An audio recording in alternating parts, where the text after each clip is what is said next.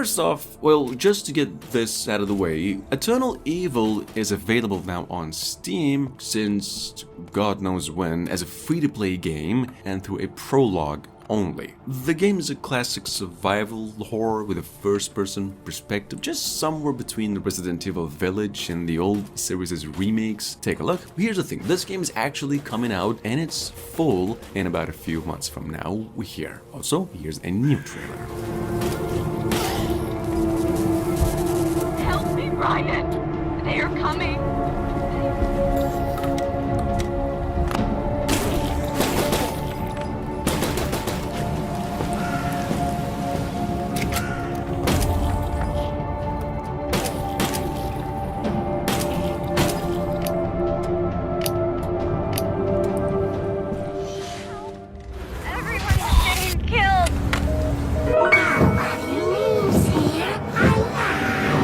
Alright, it took a while, but Forever Entertainment just released a trailer for the remake of that old arcade shooter when the whole thing actually belonged to Sega, going by the House of the Dead remake. Now, this game is coming to the Nintendo Switch only on April 7 this year, and to accompany this great news, folks at Forever Entertainment also came up with a reveal trailer. Check it out.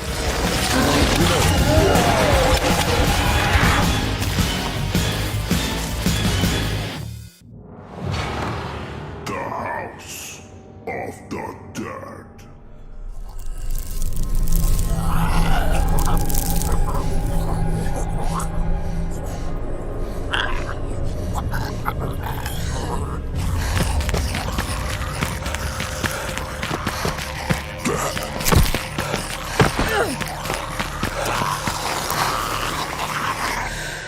Survive the Hill, on the other hand, is available now on Steam for the price of $8 on its early access phase, though it's an asymmetrical multiplayer co-op survival horror game where you could go with up to 8 other players. Now, I think it's the kind of game that really deserves a chance, but it also has a long road to go too, and for 2 reasons. It is not a single player game at its core, and you basically need 3 more friends at least to be able to play online. So just keep it in mind.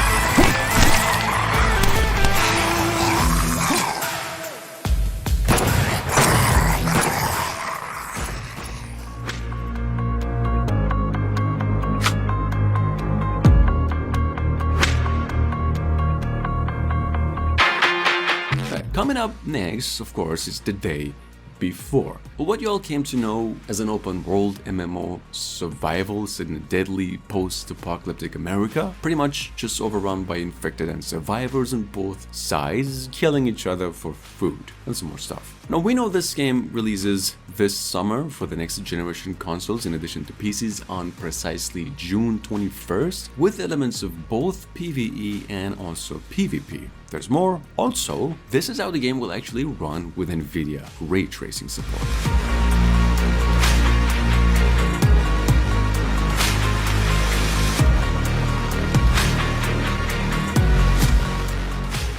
Something in the woods. Something evil. Alright guys, Evil Dead the game is, as of this moment, set to release May 13th of 2022. It is now coming to both generation of consoles and PCs and also the Nintendo Switch, and it'll let you play with up to 4 other players in multiplayer. Either be a good guy or not and take control of the demons to stop everybody else. Check it out, this game will also now include a single player mode too. They got up on the wrong side of the grave. Pre-order now to receive the Ash Williams Air Smart employee and gun at night outfits from Army of Darkness.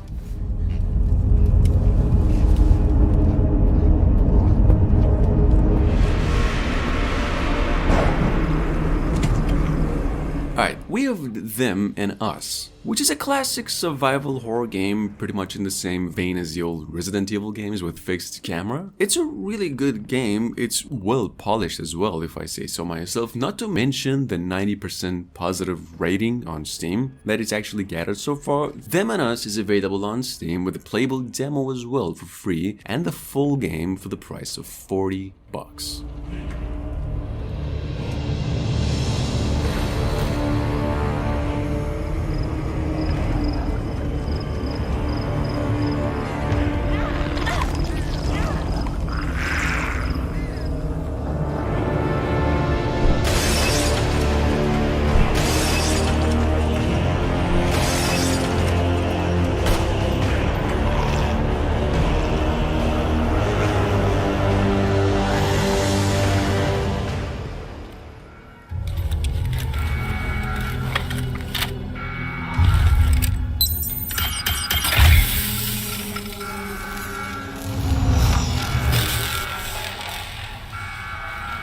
We have Damer 1994 Sandcastle, actually the sequel to Damer 1998, well acting actually as a prequel. Well, in case you're new to it, Resident Evil 2 inspired game, a kind of tribute that got its own identity over time. And well, here's the thing, this game's actually a next generation console exclusive, well in addition to PCs of course, and it's gonna be released sometime later this year with additional elements, puzzles, and of course improvements upon its original formula. Just keep it in mind.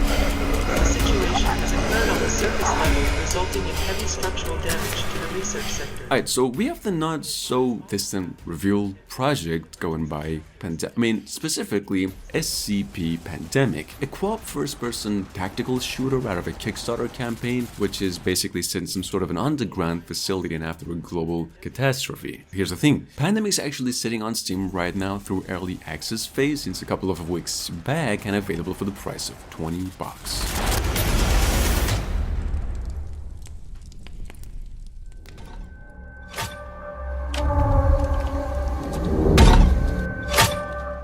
We have Illness, not to be mistaken with one of the really long-awaited horror games going by Ill, which is a first-person atmospheric horror game specifically taking clues from, well, the aforementioned game Ill. Illness is said to be coming to PCs via Steam in the next few months, and, well, this is actually how it looks like.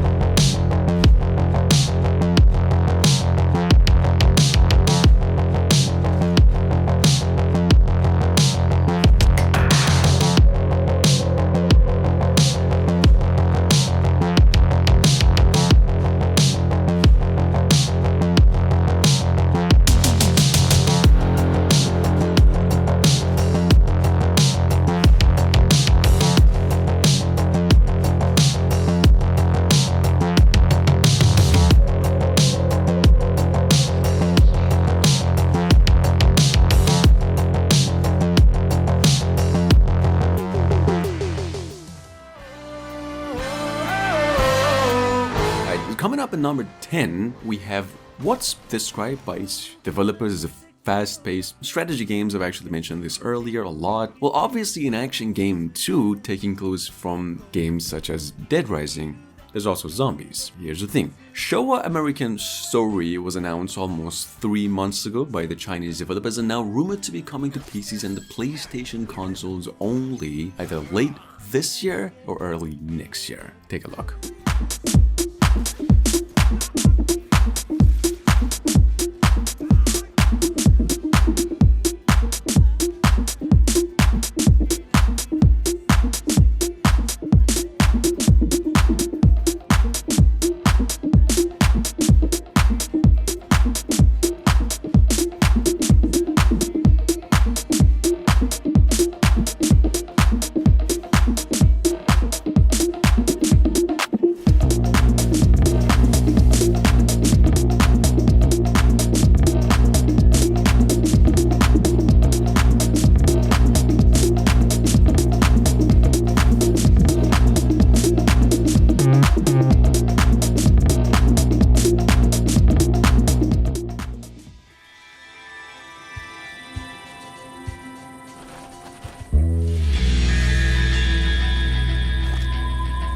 Oh, here's some actual good news. Well, since Dying Light 2 kinda didn't do it, for me at least, Dead Island 2 is now apparently in active development, according to Deep Silver, and it could actually come out mid to late this year. Yeah, according to some reports, a gameplay trailer is also on the way, and well, you know, this game has been in development since 8 years ago, and I'm guessing it's gonna be either that, or, well, it's gonna be early 2023. Moving on.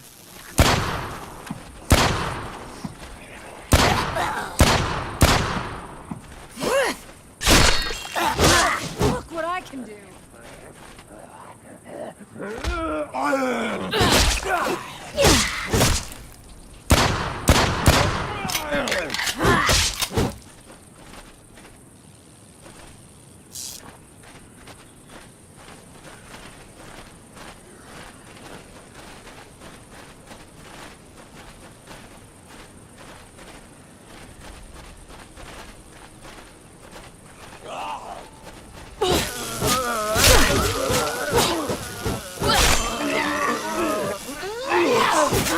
Bound to happen.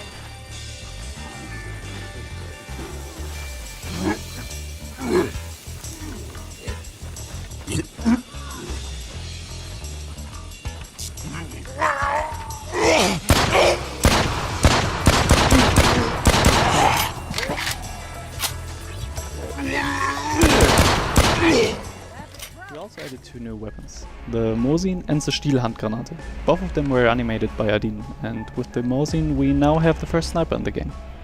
Well, on the other hand, it's Project Z, what's described to be an atmospheric first-person zombie co-op shooter set in World War II, where after waking up in a zombie-infested hospital, just like the Walking Dead series, you have just no idea why you're there and how you got there, and all you want to do is to just get out. Well, here's the thing, this game is a VR only and sitting on Steam right now for the price of only $5. But we still want to show that. But yeah, let's talk about the survival wave mode a bit. We think it's perfect working on a mode where the gunplay is the most important part. If the pure shooting of zombies is fun and satisfying, we can move on to the next step. Like the main mission mode with all its glory, like the hub, the missions, the management systems and more. But I think I talked enough for now, and Max, it's your turn. Thanks Justin, and a very welcome from me too. Even though this devlog is focused on the wave survival game mode, there have still been some changes to the player that apply to all game modes. Because the game is of a more slower paced tactical nature, we decided to add stamina to the game. But let's start with this devlog's core element, the wave survival mode.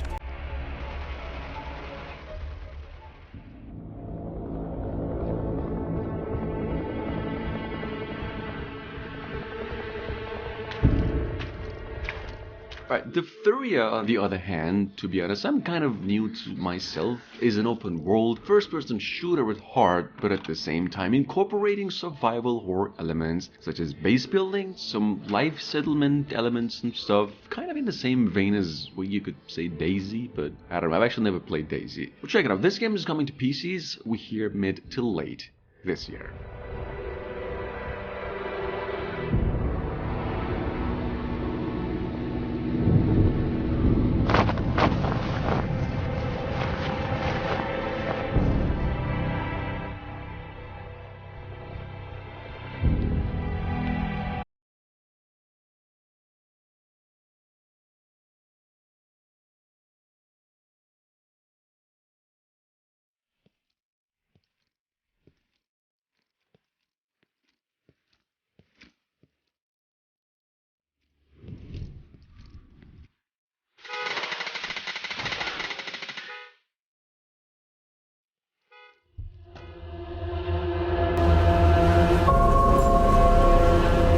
Right, so VR games, if you're keen to them, I believe there's a chance you've already heard about Propagation VR. One that actually came out a couple years back. It's a survival horror game, pretty solid. Anyway, the series is now getting a sequel called Propagation Paradise Hotel. What's touted as an intense VR survival horror adventure with thrilling storytelling. Now, this game will be a single player only with plenty of zombies and exploration. Well, check it out, this game's coming to PCs in about a few months from now.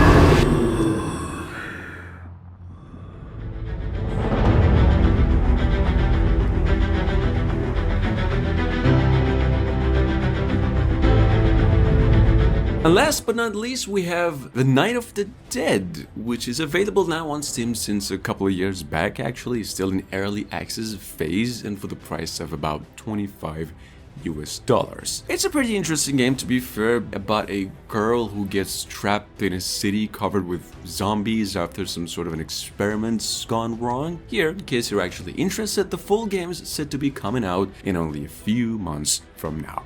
Check it out.